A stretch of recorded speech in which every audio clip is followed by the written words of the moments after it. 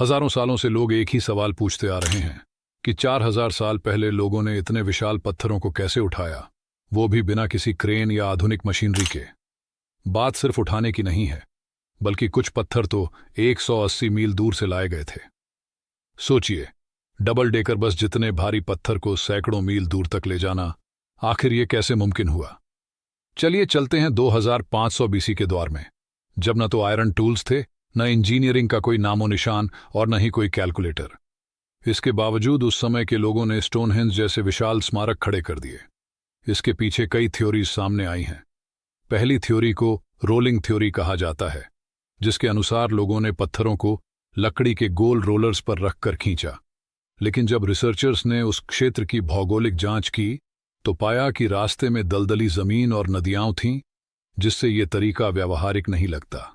फिर 2016 में नीदरलैंड में हुए एक एक्सपेरिमेंट से यह खुलासा हुआ कि अगर रेत पर पानी छिड़का जाए तो फ्रिक्शन लगभग 50% तक कम हो जाता है। इसका मतलब ये था कि भारी चीजों को खींचने में कम मेहनत और कम लोगों की जरूरत पड़ती है। सवाल ये है कि क्या ये प्राचीन लोग पहले से ही इस ट्रिक को जानते थे?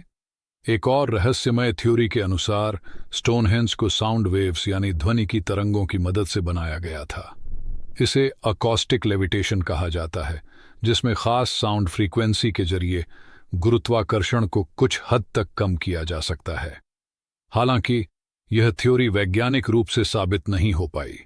आज के पुरातत्वविदों का मानना है कि इन लोगों ने लकड़ी के रैंप, रस्सियों और पुली सिस्टम का उपयोग किया था। हाल के प्रयोगों के अनुसार केवल 100 लोगों की एक टीम 10 दिनों में एक विशाल पत्थर को खड़ा कर सकती है, और वह भी सिर्फ लकड़ी, रस्सी और दिमाग की मदद से। लेकिन स्टोनहेंज का रहस्य सिर्फ इन पत्थरों को उठाने तक सीमित नहीं है।